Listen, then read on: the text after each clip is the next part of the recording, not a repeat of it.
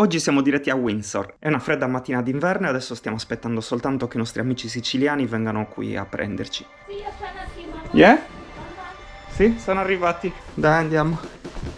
Andiamo.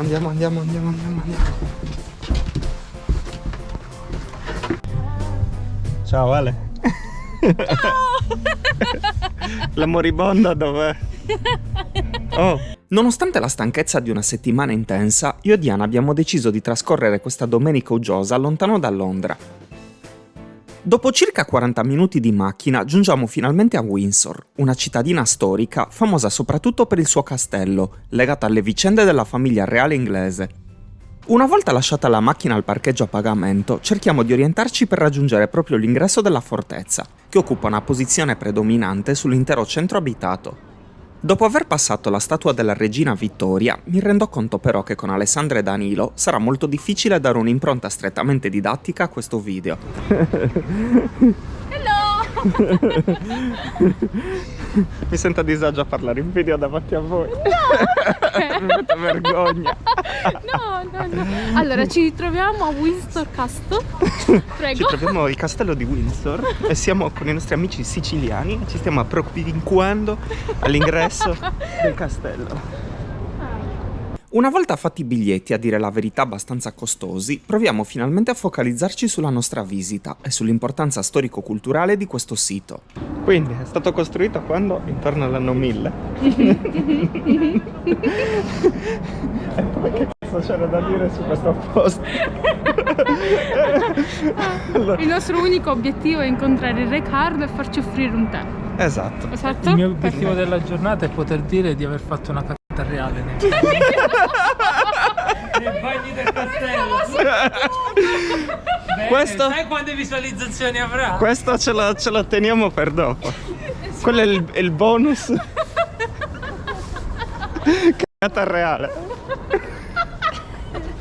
Ci faremo portare fuori dalle guardie. Allora, siamo nel castello abitato più antico del mondo. Ah. Quindi, da una famiglia reale, mi sembra. Dio Beh. quarto. Per adesso comportiamoci bene perché sennò... Tagliola. Quello che cercavo invano di spiegare è che la costruzione del castello di Windsor fu voluta nel 1070 da Guglielmo il Conquistatore, grazie alla sua posizione strategica vicino a Londra e al fiume Tamigi. Mentre nel cielo sfrecciano in continuazione gli aerei diretti al vicino aeroporto di Heathrow, noi percorriamo la stradina chiamata Castle Hill, che ci permette di attraversare la cinta muraria dalla porta di San Giorgio, sotto la torre dedicata ad Edoardo III. Qui è possibile prendere le audioguide ed avere una panoramica di tutti i sovrani che si sono succeduti nel castello durante l'arco dei secoli. Questo, in quasi 1000 anni di storia, ha subito naturalmente tantissime modifiche ed ampliamenti. Questa è la torre circolare. Il nucleo originale del castello era realizzato in legno su una collina artificiale, proprio dove oggi si trova questa struttura che ancora domina il centro della fortezza, dividendola in due sezioni conosciute come cortili.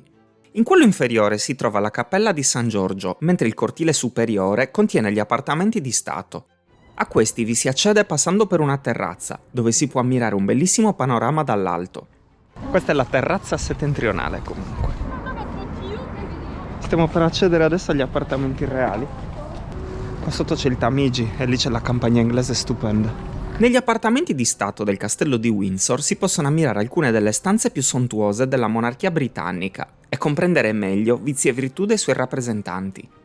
Purtroppo all'interno degli appartamenti non è possibile realizzare foto o video, ma è stato molto interessante ammirare questi luoghi, dove sono state scritte pagine importanti della storia del regno. Siamo stati dentro la casa delle bambole gigante, le bambole della regina Maria.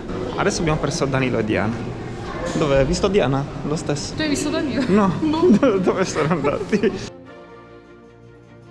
Qui sono inoltre esposte, tra armature e oggetti di antiquariato, alcune opere di artisti come Rembrandt, Rubens, Van Dyck e Canaletto, che fanno oggi parte della Royal Collection. Merita ovviamente di essere menzionato il grande incendio che il 20 novembre 1992 divampò nella cappella privata della regina, distruggendo diverse sale di Stato e l'intero soffitto della sala di San Giorgio, oggi ricostruito fedelmente. Il castello di Windsor è comunque ancora oggi una delle residenze ufficiali del Re Carlo, ed è qui che durante la Seconda Guerra Mondiale la regina Elisabetta si rifugiò per sfuggire ai bombardamenti su Londra. Questo luogo è quindi ovviamente circondato da misteri e leggende, come quelle che narrano dell'esistenza di una serie di tunnel e passaggi segreti per permettere ai reali di sfuggire in caso di emergenza. All'uscita degli appartamenti di Stato passiamo dal cortile superiore a quello inferiore, dominato dalla cappella di San Giorgio. Questa chiesa gotica è stata ovviamente sede di tanti avvenimenti importanti, tra i più recenti la sepoltura della regina Elisabetta e il matrimonio di Harry e Meghan nel 2018. Di domenica purtroppo è chiusa, ma i biglietti sono comunque validi per un anno. Nel punto in cui si restituiscono le audioguide è possibile anche attendere il cambio della guardia, ma noi preferiamo proseguire verso il centro di Windsor. Tra le cose da vedere segnalo l'aspetto stravagante di quella che viene considerata la casa più storta d'Inghilterra. Questa è la casa storta, la Crockett House. Proprio accanto si trovano i portici della Windsor Guide Hall, dove sono stati celebrati matrimoni importanti, come quello tra Carlo e Camilla o quello tra Elton John e il suo compagno. Per noi però è arrivato il momento di mettere finalmente qualcosa sotto i denti. Finalmente stiamo andando a mangiare. Questo è uno dei pub più tipici e più antichi di Windsor. The Two Brewers. Questo piccolo pub è caratterizzato da interni in legno molto accoglienti e vi si può respirare un'autentica atmosfera inglese.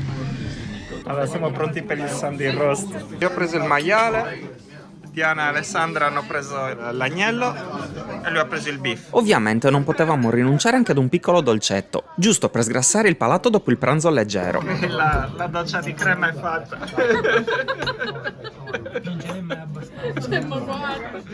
Anche vederlo mangiare è parte dell'esperienza.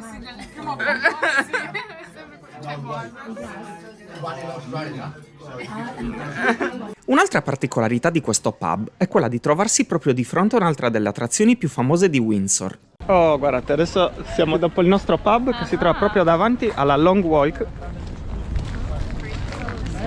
Questo è il castello e da qui dal castello parte la Long Walk.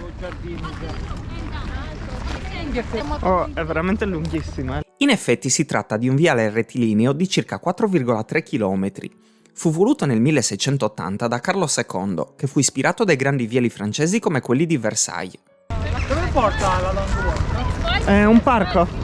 Il tragitto collega proprio il castello al Windsor Great Park, un enorme parco reale dove si possono avvistare centinaia di cervi rossi. La camminata termina invece di fronte ad una maestosa statua equestre di Giorgio III, conosciuto come il Re Pazzo, realizzata nel 1831. Oltre ad essere apparso in numerosi documentari e film, il percorso è stato spesso utilizzato per importanti parate, celebrazioni e cortei funebri o nuziali passati alla storia.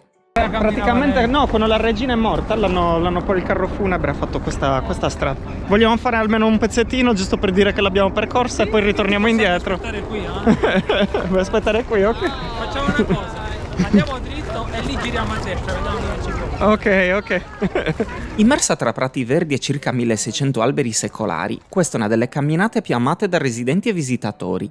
Per questo probabilmente meriterebbe una giornata a parte.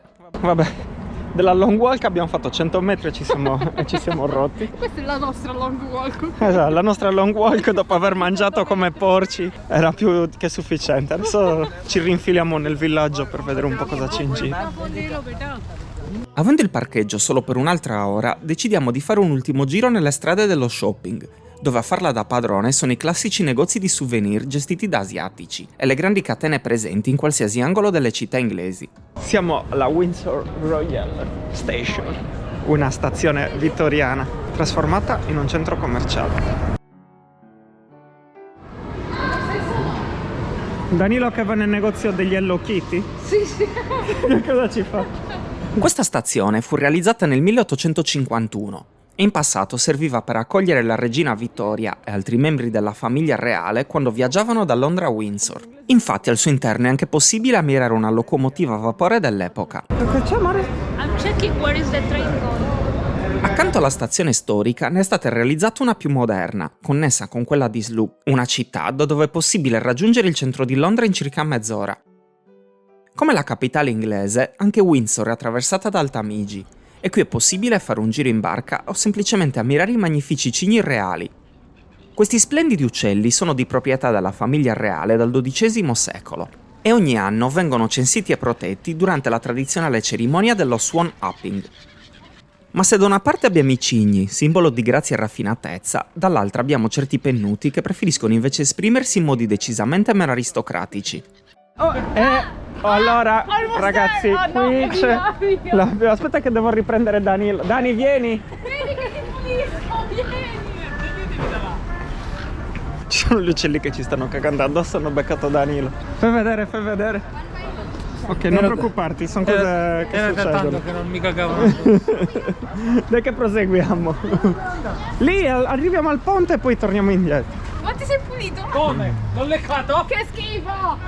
Ma mi sono pulito se non ho un cazzo. Ce l'ho in macchina. Che maledetti. Ma uno è passato tra me e Alessandra così. Tieni, vedi che puoi fare. Poi c'è la restita e dici che no, poi...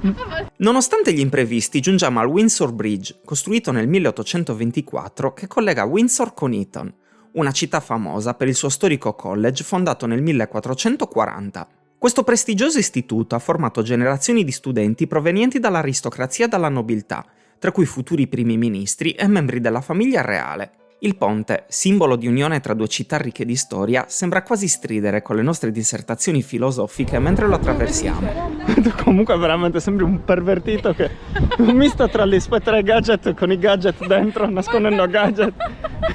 È un pervertito che spaventa i bambini al Per parco. questo l'ho preso. Quando l'ho visto, mi dà proprio d'aria da pervertito. L'ho comprato. Che bello. Beh, sono loro che vogliono spaventare me al parco. No, mi dispiace. Vedi, a Londra almeno tu spaventi i malintenzionati. Esatto. Questa è la cosa bella. Hai capito? Io gioco di anticipo. Alla fine, la scadenza del parcheggio ci spinge a tornare alla macchina a salutare Windsor, dove abbiamo trascorso una bellissima domenica di risate e dove a posteriori persino l'auspicio di Danilo si è rivelato profetico. Il mio obiettivo della giornata è poter dire di aver fatto una caccata reale. Anche se non nel modo in cui lui si sarebbe aspettato. Ti hanno cagato davanti e Mi hanno dietro. visto grosso e puliamola questo. Se il video ti è piaciuto puoi lasciare un like ed iscriverti al canale. Ci vediamo presto con nuove avventure.